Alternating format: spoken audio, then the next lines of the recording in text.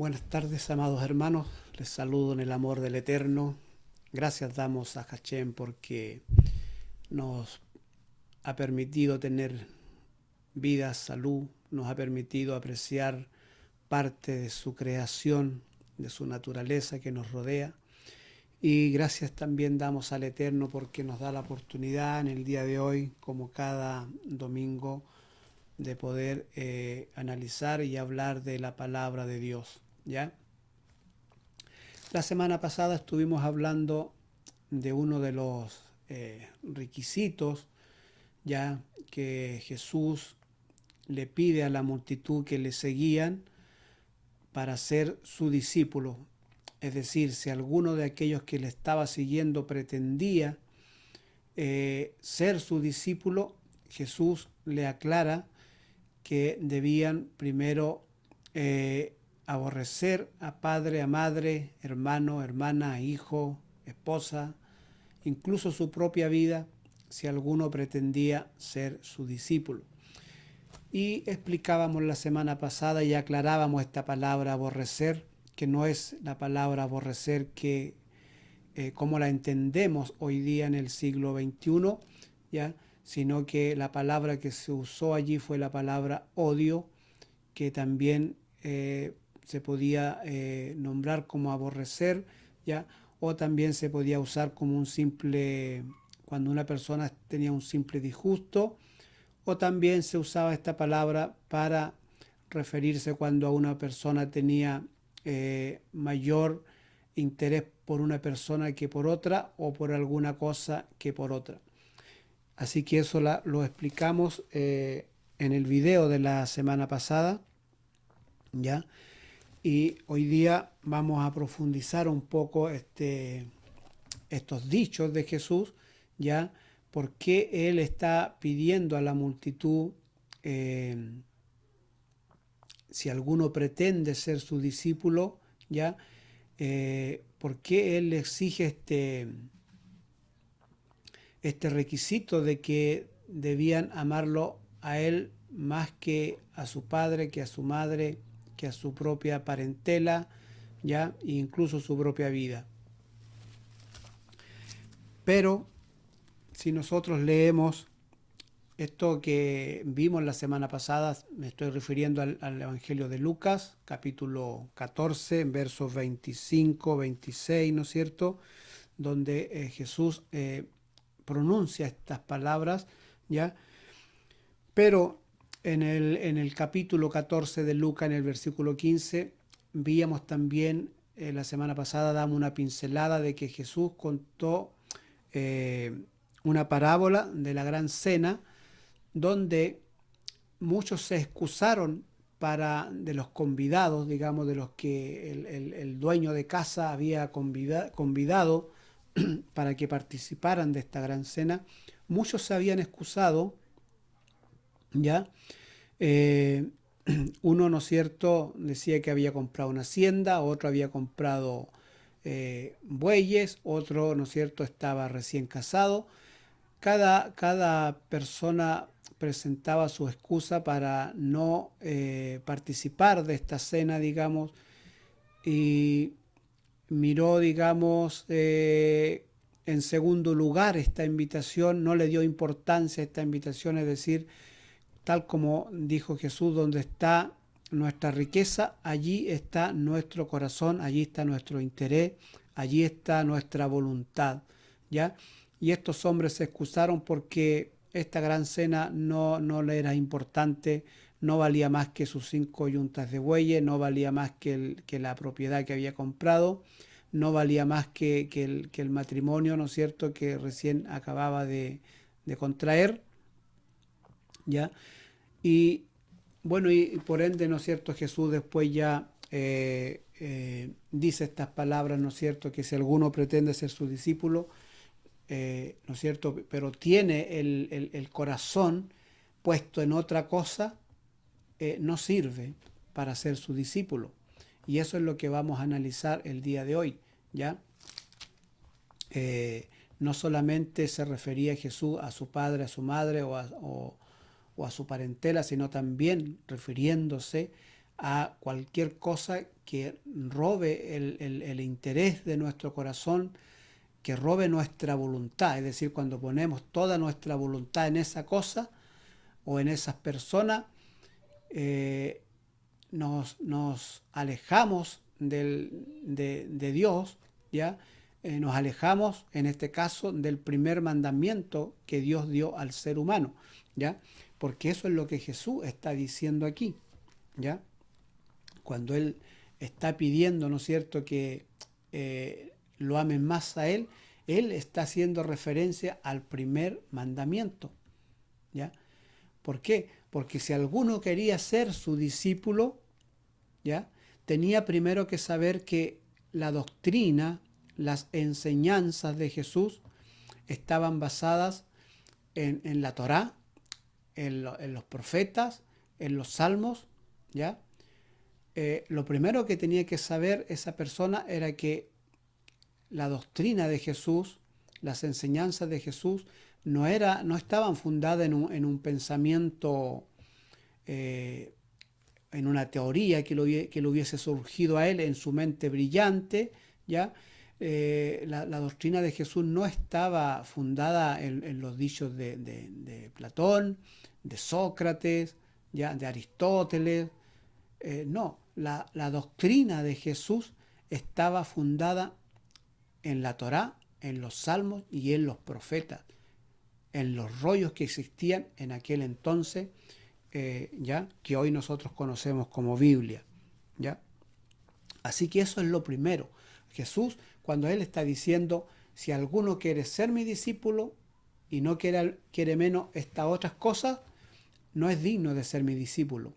Porque como mi doctrina está fundada en la Torá, en los salmos y en los profetas, yo lo primero que voy a enseñar de la Torá es el primer mandamiento, ¿ya? Es decir, yo en mi enseñanza, en mi doctrina, lo primero que voy a enseñar es el gran mandamiento, ¿ya? Digo el gran mandamiento porque este mandamiento así se conocía, ¿ya? Se conocía como el primer mandamiento, pero los rabinos en aquel tiempo, en la época de Jesús, lo llamaban el gran mandamiento. Y no estaban equivocados, es el gran mandamiento, sin duda, ¿ya? Es el gran mandamiento. Así que Jesús mismo declara a él con sus propias palabras que su doctrina no es de él, no es una doctrina que él la imaginó, que está fundada en palabras de filosofía, ¿ya? O que están fundadas, ¿no es cierto?, en cualquier otra cosa, sino que él dice, la doctrina que yo enseño no es mía.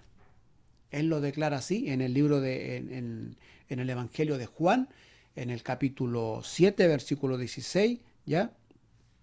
Él dice, mi doctrina no es mía, sino de aquel que me envió. Él lo deja claro, ¿ya? Entonces, cuando él está diciendo, si alguno pretende ser mi discípulo, va a tener que poner toda su voluntad en el primer mandamiento, ¿ya? Porque mis enseñanzas y mi doctrina no son mías, sino que son de aquel que me envió. Y aquel que me envió, ¿no es cierto?, puso toda la doctrina en la Torá, en los salmos y en los profetas, ¿ya? Así que eso es lo que vamos a analizar hoy día. Esa es una de las razones que Jesús le dice a esta multitud que le estaban siguiendo, ¿no es cierto?, ¿ya? Eso es lo que Jesús le estaba diciendo, que su doctrina estaba basada en la Torá, en los salmos y los profetas. Por ende, él iba a hablar de este gran mandamiento, ¿ya? Este gran mandamiento que, por ejemplo, en el libro de Mateo, en el capítulo 22, verso 35, verso 36, verso 37, se los voy a leer acá. Mateo 22, donde efectivamente los fariseos, en este caso, le llaman el gran mandamiento, ¿ya? Dice acá, Mateo 22, 35, 36 y 37, dice: y uno de ellos, intérprete de la ley, preguntó por tentarle diciendo: Maestro, ¿cuál es el gran mandamiento de la ley o de la Torá? Ustedes saben que la palabra ley, digamos, fue lo que se tradujo de la Torá, pero en el fondo se refiere a la Torá, que la Torá, también lo expliqué en una oportunidad, significa instrucción. Eso significa Torá. Y fue traspasada, ¿no es cierto?, al griego como ley, ¿ya? Así que, ¿qué está diciendo este fariseo? Maestro, ¿cuál es el gran mandamiento en la Torá? ¿Cuál es el gran mandamiento? O conocido también como el primer mandamiento. Jesús le responde lo siguiente. Le dice, Jesús le dijo: amarás al Señor tu Dios con todo tu corazón, con toda tu alma y con toda tu mente. Ese era el gran mandamiento. Y Jesús continúa y le dice el segundo mandamiento, le dice: este es el primero y gran mandamiento. Y el segundo es semejante. Aunque los fariseos le estaban preguntando por el primer gran mandamiento, Jesús le contesta cuál es el primer gran mandamiento, pero también le menciona el segundo mandamiento, que no debían olvidar. Y él le dice: el segundo es semejante: amarás a tu prójimo como a ti mismo. De estos dos mandamientos depende la ley, es decir, la Torá y los profetas. De estos dos mandamientos depende la Torá y los profetas. Entonces, este mandamiento, el primer mandamiento conocido como el gran mandamiento, es tan grande, que en esta vida nunca lo vamos a lograr entender en plenitud. Este gran mandamiento lo entenderemos cuando Cristo venga en su reino, ¿ya?, a juzgar este mundo y las naciones sean enseñadas por Él. Entonces vamos a lograr entender este gran mandamiento, porque como tal Jesús lo está diciendo acá, es tan grande este mandamiento, el primero como el segundo, que de estos dos mandamientos depende toda la ley. Así que imagínense qué tan grande puede ser este gran mandamiento, que no podemos alcanzarlo en esta vida. No podremos comprenderlo en su totalidad en esta vida, en este mundo. Así que lo que vamos a hacer hoy día es entender parte de este gran mandamiento, ¿ya? Parte de él. Así que imagínense que él está diciendo que en estos dos mandamientos depende la Torá y los profetas. Aquí está puesta, ya están puestos los pensamientos de Dios, están puestos los atributos de Dios, está puesta la voluntad de Dios, está puesto el amor de Dios, está puesta la misericordia de Dios en estos mandamientos. Así que imagínense, lograr poder entender esto es enorme, ¿ya? Así que lo que vamos a ver hoy día es parte de lo que podemos entender de este gran mandamiento, ¿ya? Así que esa es la razón por qué Jesús le está diciendo: si alguno quiere ser mi discípulo, ¿ya?, niéguese a sí mismo, es decir, no ame su vida, sino que ponga su vida en la voluntad del Eterno. Eso es lo que está diciendo. Eso está diciendo cuando quiere decir amar menos a padre, a madre, amar menos las cosas las añadiduras que tengo, no enfocarme en mi añadidura, ¿ya?, no mirar en menos la cena del Eterno, las bodas del Eterno, por una añadidura. Es una locura, ¿ya? Así que eso es lo que estaba diciendo Jesús en otras palabras, ¿ya?, que no tenemos que sacar el foco, nuestra vista, ¿ya?, la voluntad, poner toda nuestra voluntad en el primer mandamiento, o conocido como el gran mandamiento, pero no dejando el segundo mandamiento, que Jesús lo menciona aquí, se lo menciona a los fariseos, porque ellos, ¿no es cierto?, habían dejado el segundo mandamiento, ¿ya? Y se estaban olvidando del prójimo. Bien, dicho esto entonces, ¿ya? Ahora, ¿cómo podemos entender este gran mandamiento? Es lo que vamos a ver ahora. ¿Cómo poder entender este gran mandamiento? Porque esto nos va creando conflicto en nuestra mente, ¿no es cierto? Cuando hablamos de aborrecer a padre, a madre, que ya sabemos que es amar menos, ¿ya? ¿Cómo?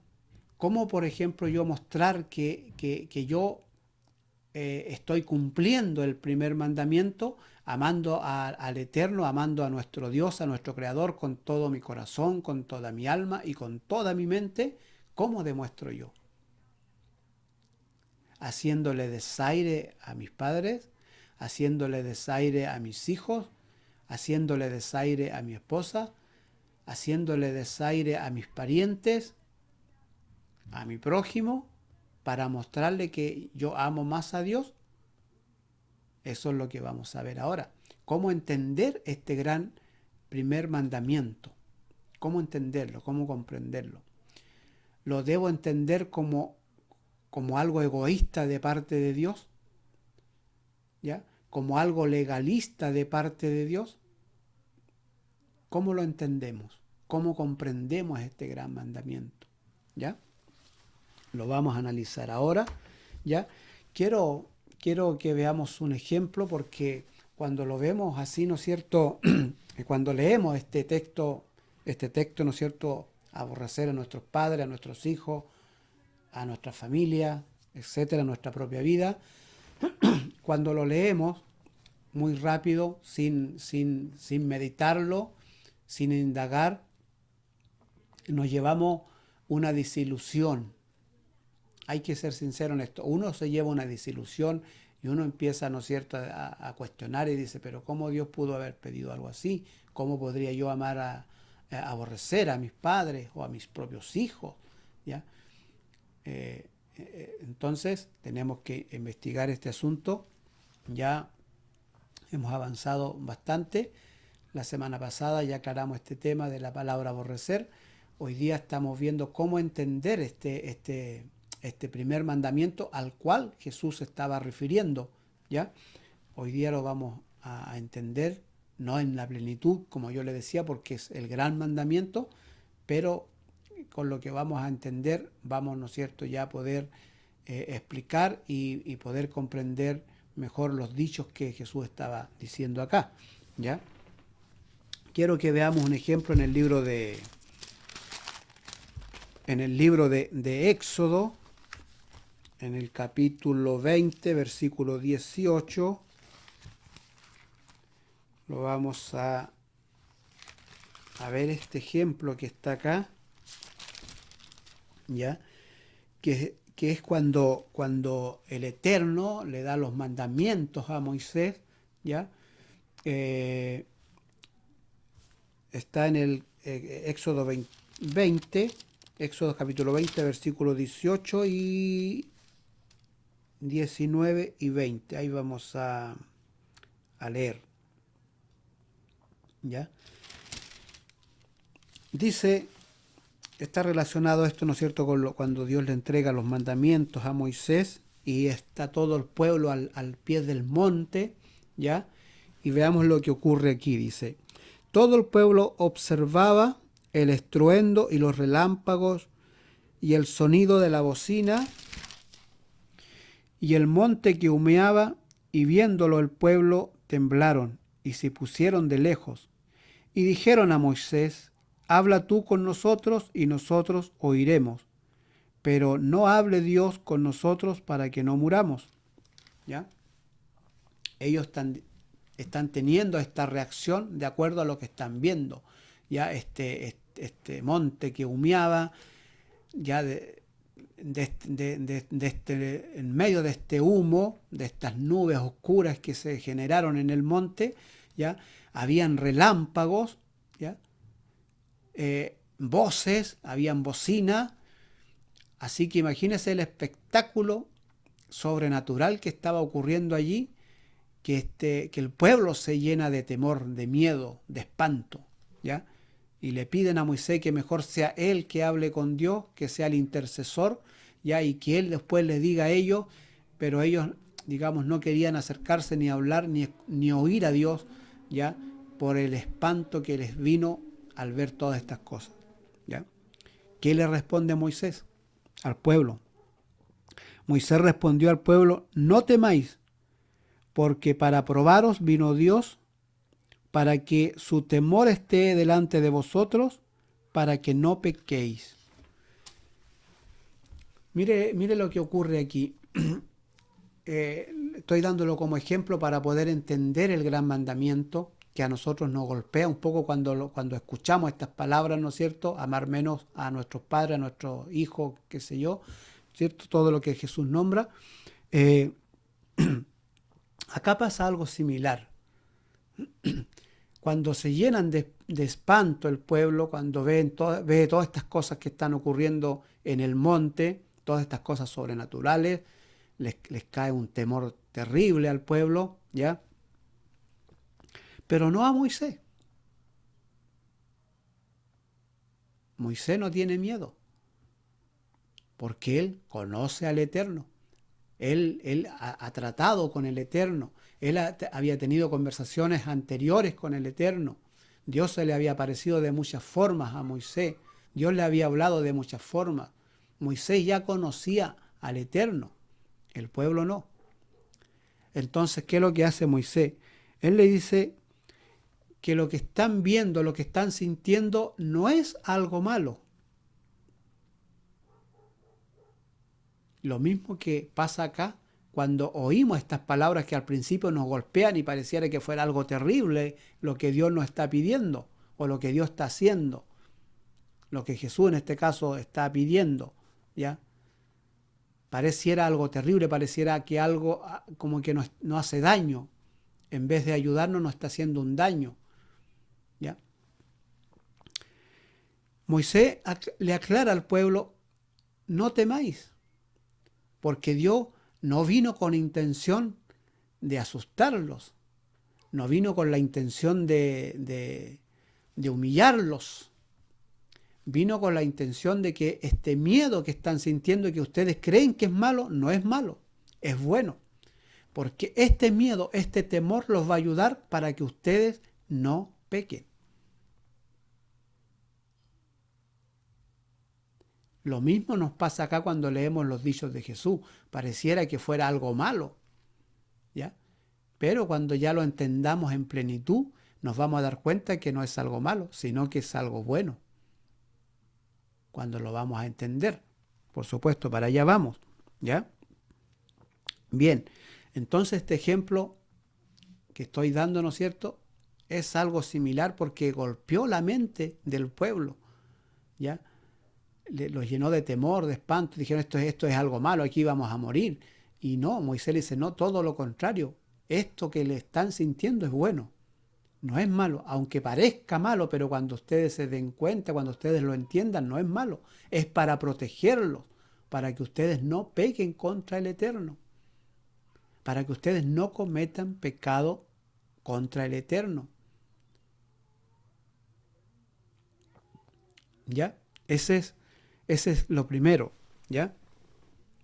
Vamos a ver otro ejemplo. Yo le decía la semana pasada que íbamos a ver el caso de Abraham con su hijo, ¿ya? Que también está relacionado con los dichos de Jesús con respecto a lo que él estaba pidiéndole a la multitud si alguno pretendía ser su discípulo. Y vamos a ver el caso de Abraham en este caso, cuando Dios le pide a Abraham que dé en sacrificio a su hijo Isaac, que también parece que era algo contradictorio, ¿ya? Lo que el Eterno estaba haciendo allí con Abraham pareciera que era algo como, estaba haciendo algo de injusticia con el pobre Abraham, ¿ya? Como que estaba haciendo algo de maldad con el pobre Abraham. ¿Por qué? Porque el Dios Eterno sabía que Abraham amaba a Isaac, su hijo. De hecho, es él quien le pide a Dios, le comenta en su intimidad que tenía él con el Eterno, tanto así que lo llegó a llamar amigo de Dios, ¿no es cierto? El amado de Dios, llegó a llamar el Eterno a Abraham, el amado de Dios, mi amado, que fue traducido amigo, pero eso fue lo que dijo Dios. Abraham es mi amado, yo lo amo. Y fue traducido, nosotros comúnmente lo conocemos que Abraham fue amigo de Dios, porque así se tradujo esa palabra, ¿ya? Pero lo que Dios dijo en realidad en los textos hebreos es mi amado. Amo a Abraham, ¿ya? Entonces, si él lo amaba tanto, ¿cómo podía provocarle un daño a Abraham pidiéndole a su hijo, a quien Abraham lo amaba con toda su fuerza? Y Dios sabía que Abraham amaba a Isaac. Imagínese, lo tuvo en su vejez, cuando, cuando la esperanza de tener un hijo se habían perdido por razones biológicas, por razones naturales, por razones lógicas en el mundo que vivimos, no en el mundo de Dios, no en la mente de Dios, ¿ya? Pero en nuestro mundo eso no podía ocurrir de ninguna manera, ¿ya? Y él en esta intimidad, en esta relación tan íntima que tiene con el Eterno, él le comenta, le hace saber su inquietud, su pena, su angustia, ¿ya? Le hace saber esto, deseo tener un hijo. Incluso mi siervo nacido en casa va a ser mi heredero, ¿ya? Dios conocía que Abraham amaba a su hijo con toda su fuerza, con toda su alma, lo amaba, pero se lo pide en sacrificio, ¿ya?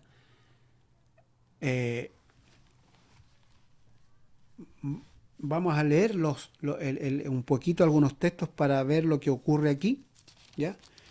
Vamos a leer en Génesis 22, a ver, ¿qué versículos vamos a leer? El 10, 11 y 12, a ver.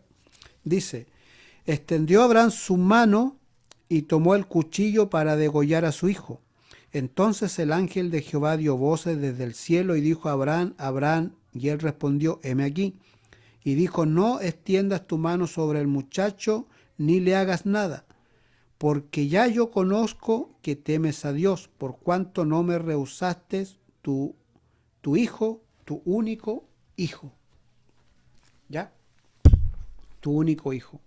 Mire, se lo voy a leer de la Tanakh, como dice la Tanakh, la Biblia hebrea, cómo traduce este texto, en este caso el versículo 12 solamente, donde dice, él dijo, no pongas tu mano sobre el muchacho, no le hagas nada, porque ahora yo sé que tú eres hombre que teme a Elohim, porque por amor a mí no has retenido tu hijo amado. ¿Ya? Así lo traduce la Tanakh, en la Biblia hebrea, ¿ya? Dios aquí está diciéndole que él sabe que él ama a Abraham, pero que por amor a Dios, por amor al Eterno, es decir, por amor a mí, tú no rehusaste a mi hijo.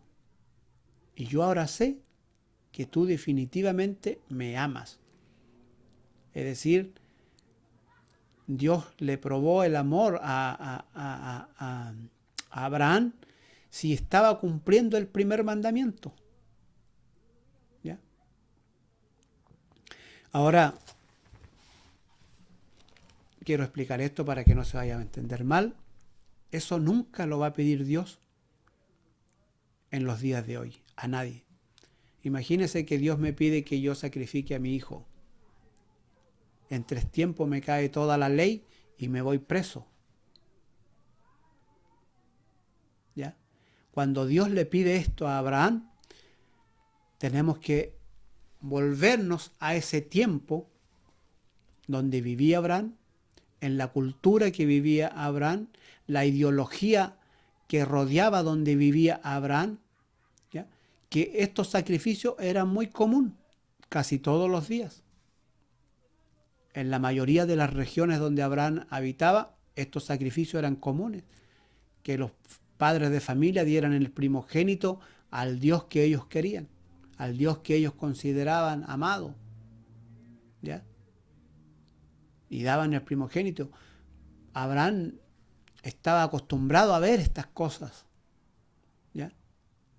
Pero con el Dios eterno que él conocía era distinto, porque Abraham conocía al Eterno.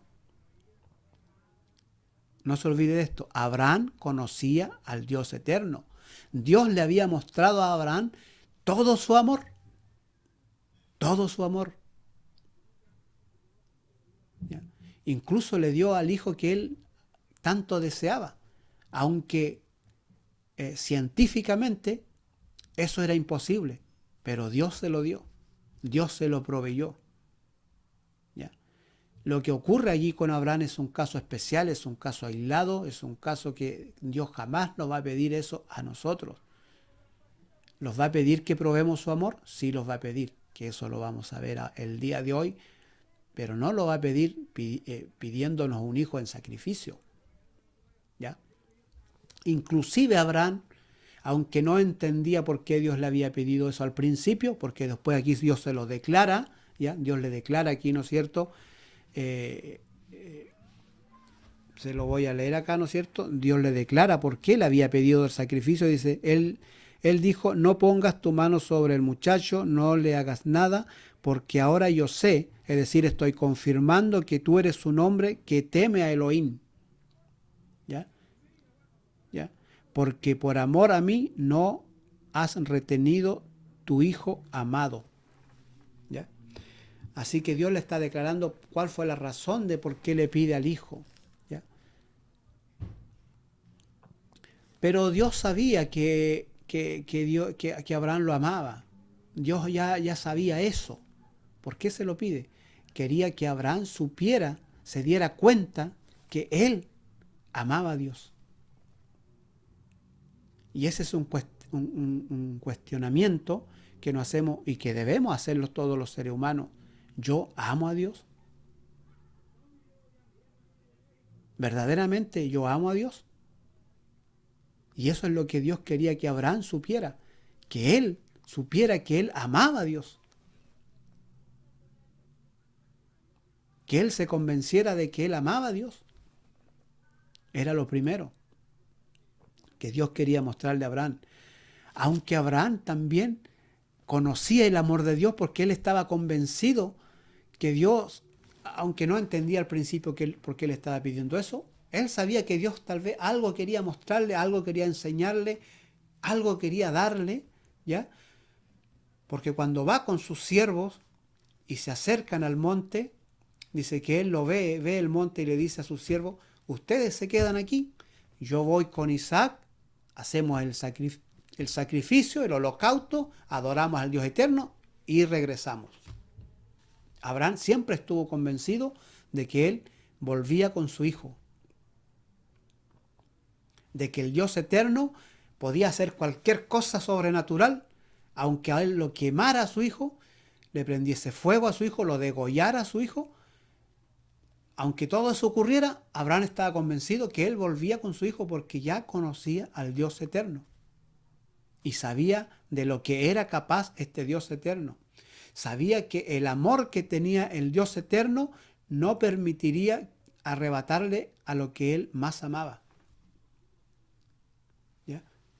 Ese es el otro ejemplo que quería darle. ¿Ya? Y ahora volvemos a Lucas, capítulo 14. ¿Ya? Bien, explicado esto, entonces ahora, ¿cómo Dios podría pedirnos hoy día a nosotros que le mostremos que le amamos? ¿Cómo podría yo comprobarme, decir, yo amo a Dios? ¿Cómo podría yo decirle a ustedes, saben qué, hermano, yo amo a Dios? ¿Cómo podrían ustedes decirme a mí, yo amo a Dios, y comprobarme ustedes a mí que ustedes aman a Dios? ¿Cómo podría yo comprobarle a usted que yo amo a Dios? ¿Cómo podría yo mismo comprobarle a Dios que yo lo amo? Lo vamos a ver ahora. Y para poder entender esto, Juan, el apóstol, en su epístola primera epístola que escribe el apóstol, primera de Juan, ¿ya? Juan explica esto. Juan recibió la luz, Juan logró entender esto y lo explica, ¿ya? Y explica con respecto al amor, al parte del primer mandamiento. Juan lo explica aquí hablando del amor en Primera de Juan, en el capítulo 4, ¿ya? Donde vamos a leer aquí algunos versículos donde Juan trata y explica con respecto a este tema, ¿ya? Veamos aquí, a ver. Vamos a ver el capítulo 4 y vamos a ver varios versículos del capítulo 4 para entender el tema que estamos tratando, ¿no es cierto? ¿Ya? Porque Juan explica aquí este tema del primer mandamiento, de amar a Dios con todo nuestro corazón, con toda nuestra alma, con toda nuestra mente, ¿ya? Y lo vamos a tratar de entender aquí ya de una manera más profunda. Capítulo 4, verso 20 es el primero que vamos a ver. El verso 20 dice Juan aquí, dice: si alguno dice yo amo a Dios y aborrece a su hermano, es mentiroso. ¿Qué le parece esto? Jesús dijo: el que no aborrece padre, madre, el que no aborrece hermano, hermana, hijo, esposa, incluso su propia vida, no puede ser mi discípulo. Y Juan está diciendo acá todo lo contrario. Él está diciendo: si alguno dice yo amo a Dios, es decir, si yo digo yo el primer mandamiento lo cumplo perfectamente, y yo amo a Dios con todo mi corazón, con toda mi alma, con toda mi mente, ¿ya? Y aborrece a su hermano, esa persona es mentirosa. Es decir, esa persona no ama a Dios, ¿ya? Pues el que no ama a su hermano a quien ha visto, ¿cómo puede amar a Dios a quien no ha visto? Está preguntando Juan, ¿ya? Así que vamos a tratar de entender esto, que Juan está aquí, ¿ya? Porque Juan aquí ya logra entender parte del primer mandamiento y él lo está explicando acá, ¿ya? ¿Ya? Mire lo que Juan está diciendo aquí. Dice que si nosotros logramos amar, refiriéndose al primer mandamiento, amarás a Dios con todo tu corazón, con toda tu alma, con toda tu mente. Si nosotros cumpliéramos el primer mandamiento, está diciendo Juan, si nosotros cumplimos el primer mandamiento que Dios nos pide, ¿ya? Que es lo que está pidiendo Jesús, ¿no es cierto? Que primero tenemos que amar a Dios para poder hacer su discípulo, tenemos que amar a Dios primero que todas las otras cosas que tengamos que nos rodean, incluyendo nuestra familia, ¿ya? Entonces Juan dice: si logramos amar a Dios, que no lo vemos, imagínense cómo vamos a amar a las personas que vemos. Si logramos amar a un ser que no hemos visto nunca y lo amamos con todo nuestro corazón, con toda nuestra alma y con toda nuestra mente, imagínense el amor que le vamos a brindar a aquellos seres, a aquellas personas que nos rodean y que son igual que nosotros y las vemos. Imagínense lo que está diciendo Juan aquí. Y aquí vamos entendiendo por qué la importancia de primero amar a Dios. Porque si logramos amar a Dios, un ser que no vemos, el amor que vamos a tener por las personas que vemos va a ser extraordinario. ¿Ya? De manera que el primer mandamiento no debemos verlo como algo egoísta de parte de Dios o como algo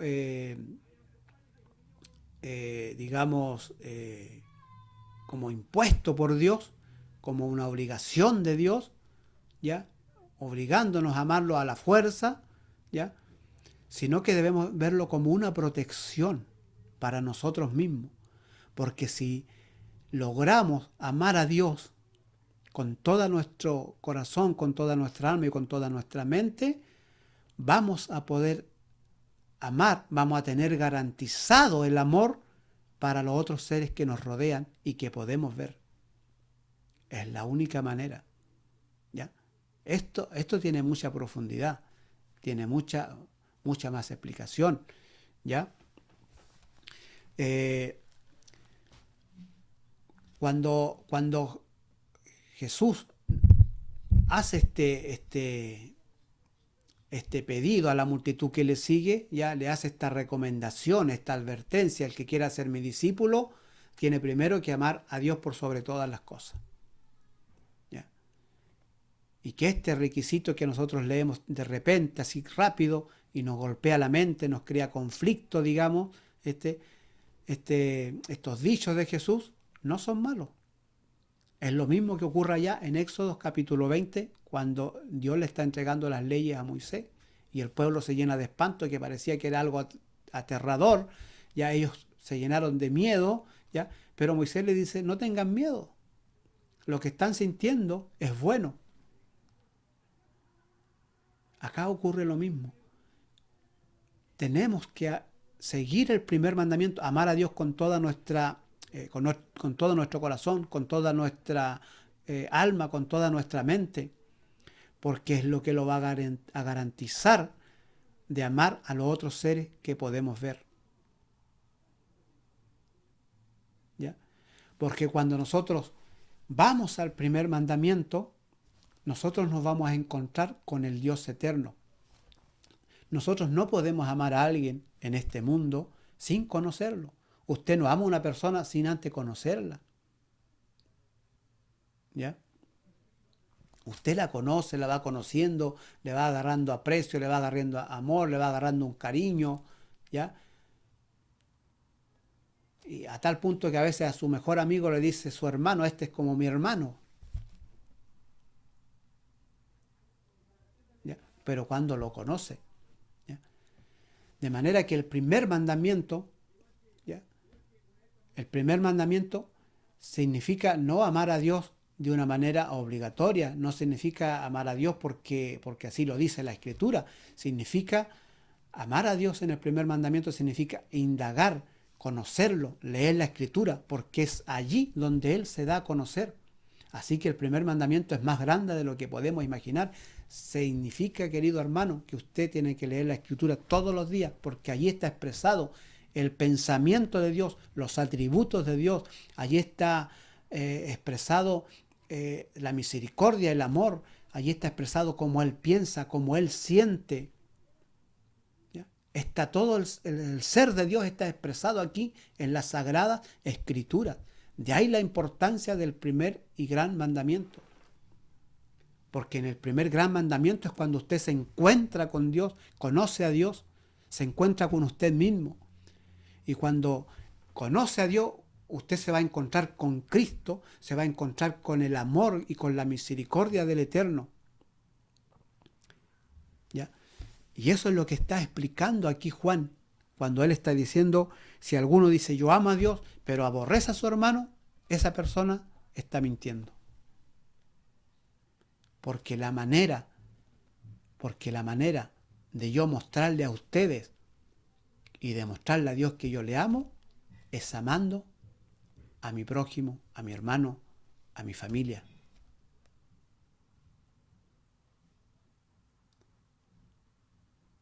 Es lo primero.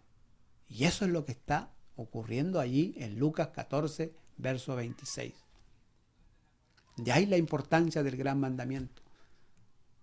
De ahí la importancia. Porque Dios quiere que nosotros amemos a nuestros semejantes, a las personas que están más cerca a nosotros, que son nuestros padres, que son nuestros hijos, que son nuestras esposas, ¿no es cierto? Que es nuestra propia vida, ¿ya? Digamos, y si no le expresamos amor a ellos, ¿no es cierto? ¿Cómo ¿cómo podremos demostrarle a Dios que a Él le amamos? ¿Cómo puedo decirle yo a Dios, lo amo con toda mi corazón, con toda mi alma, con toda mi mente, si no amo a mi hermano, si no amo a mis hijos?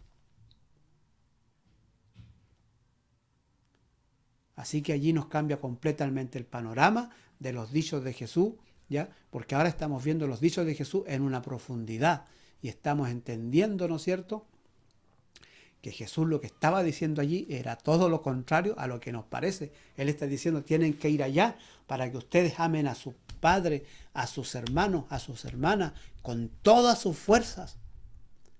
Porque si ustedes quieren mostrar que aman a Dios con todo su corazón y con toda su alma y con toda su mente, la manera de demostrarlo es amando a sus padres, a sus hermanos, a su familia, primeramente, al prójimo. ¿Ya? Analicemos algunos otros versículos. El versículo 8, ¿ya?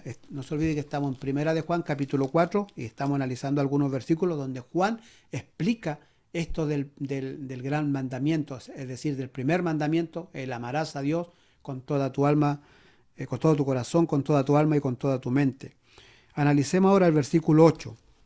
Versículo 8 dice, el que no ama no ha conocido a Dios, porque Dios, dice Juan, es amor. ¿Se da cuenta? Es decir, si usted no practica el primer mandamiento, es decir, el primer mandamiento significa conocer a Dios, para que después que usted lo conozca, usted lo va a amar, porque usted no puede amar sin conocerlo. ¿Ya? Entonces aquí el versículo 8 dice, el que no ama no ha conocido a Dios. Es decir, nunca ha practicado el primer mandamiento. Mire las palabras de importancia, cómo Juan tuvo esta revelación con respecto al primer mandamiento y lo expresa aquí. ¿Ya? El que no ama no ha conocido a Dios. Por ende no puede amar. ¿Ya? Porque Dios dice, porque el que llega a conocer a Dios, el que se dedica a ser amigo de Dios, es decir, a leer la Escritura, se va a encontrar con Dios, y cuando se encuentra con Dios no se va a encontrar con otra cosa que no sea con amor, porque Él dice, Dios es amor. Así que cuando conocemos a Dios, ¿con qué nos encontramos? Cuando lo empezamos a conocer más y más y más y nos damos cuenta, definitivamente el Dios eterno está hecho de amor. Él es amor.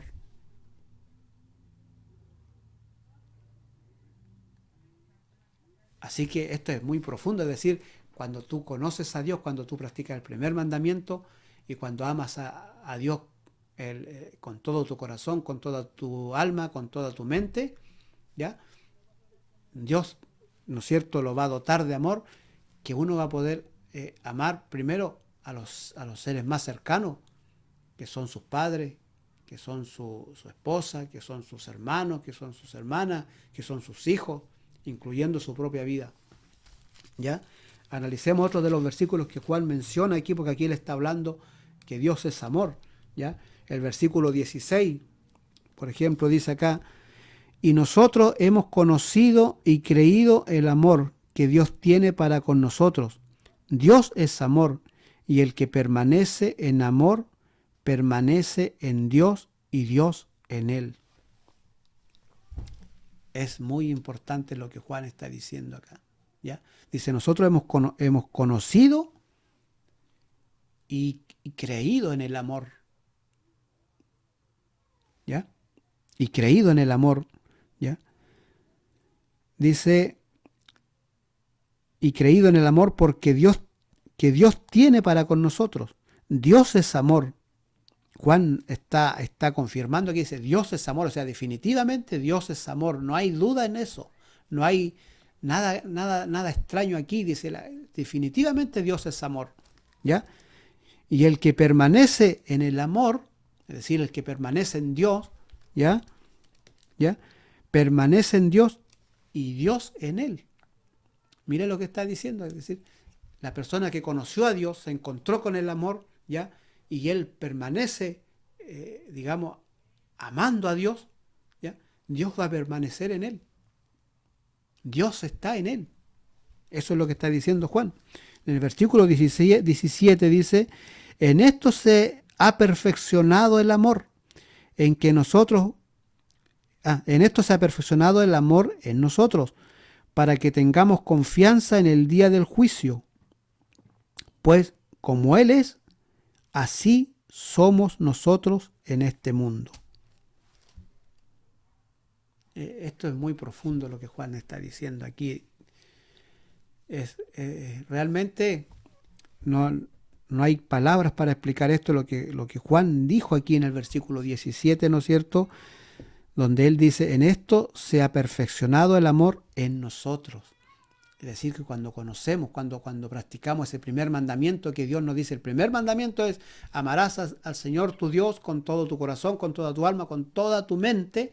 Ese primer mandamiento es tan importante porque cuando nos encontramos con Él, Él nos perfecciona a nosotros, es decir, todas nuestras faltas, todas nuestras impurezas, todas nuestras debilidades van cambiando en nosotros a medida que lo vamos conociendo más y más y más.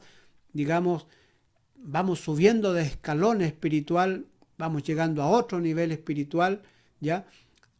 Vamos subiendo de tanto de nivel que nos vamos pareciendo a Dios, cómo piensa Dios, cómo actúa Dios, cómo es la forma de ser de Dios. Eso es lo que está diciendo Juan aquí, dice, en esto se ha perfeccionado el amor en nosotros para que tengamos confianza en el día del juicio. Es decir, cuando llegue el día del juicio, esta va a ser nuestra confianza. Yo no me voy a alejar de Él avergonzado. Si tengo la confianza que lo conocí, ¿ya? ¿Por qué no voy a tener miedo, no voy a tener temor el día del juicio? Dice, pues como Él es decir, como es Dios, como es el Padre, como es el Eterno, dice, así somos nosotros en el mundo.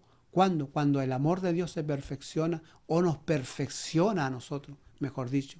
Cuando el amor de Dios, cuando nos encontramos con el amor de Dios, ese amor nos perfecciona a nosotros. Y empezamos a actuar como actúa Dios.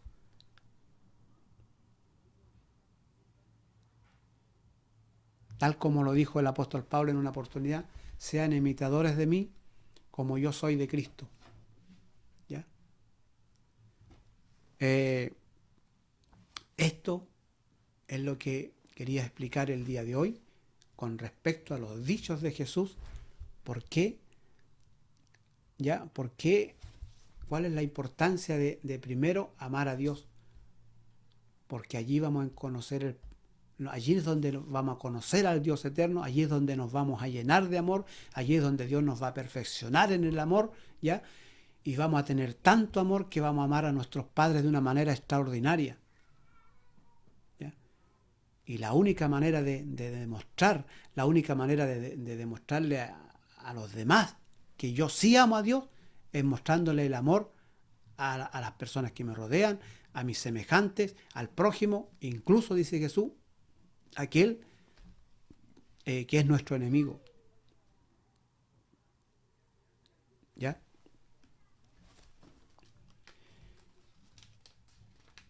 Para ir concluyendo ya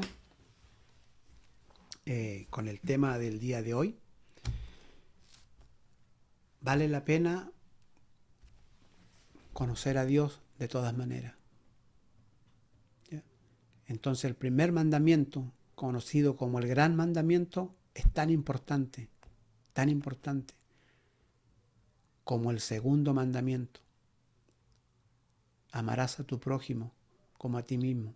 Pero para llegar a ese nivel, para llegar a esa altura de amor, tenemos que practicar el primer mandamiento. Y para practicar el primer mandamiento, amar al Señor con todo nuestro corazón, con toda nuestra alma y con toda nuestra mente, tenemos que conocerlo. Porque no podemos amar a un ser sin conocerlo. De estos dos mandamientos, dijo Jesús, depende toda la ley. Así que, amados hermanos, que lo que hoy día aprendimos, lo que hoy día, ¿no es cierto?, analizamos, lo guardemos aquí en el corazón, ¿ya? Y ya logramos entender que cuando Jesús dice amarás menos a tu padre, a tu madre, ya, en cierto modo está diciendo para que ustedes amen a su padre con todo su corazón, con toda su alma y con toda su mente, tienen que conocer el primer mandamiento. Incluso en los textos hebreos no dice amar menos. Hay textos hebreos que dicen amarás más a tu padre, más a tu madre, más a tus hermanos. Porque cuando conocemos al Dios eterno, amados hermanos, el amor de Dios, como Él ama al mundo, como Él nos ama a nosotros podemos expresarlo cuando conocemos a Dios. Así que el Señor de paz les pueda bendecir. Tengan una rica semana. Ya estamos a una semana que se nos termine el año. Yo les deseo ricas bendiciones a usted, a su familia. Disfruten de la palabra del Señor. Ya analicen, investiguen sobre el primer mandamiento lo más que puedan, no perdiendo esas palabras que yo le dije, que ese primer mandamiento nunca lo vamos a entender en plenitud, porque es el gran mandamiento. Ese mandamiento lo vamos a entender en plenitud cuando seamos enseñados con Cristo en el reino que Él va a establecer en este mundo. Que el Señor de paz les bendiga. Si Dios nos permite, nos veremos la próxima semana a través de uno de estos videos, ¿ya? Y que la paz de Dios sea con ustedes.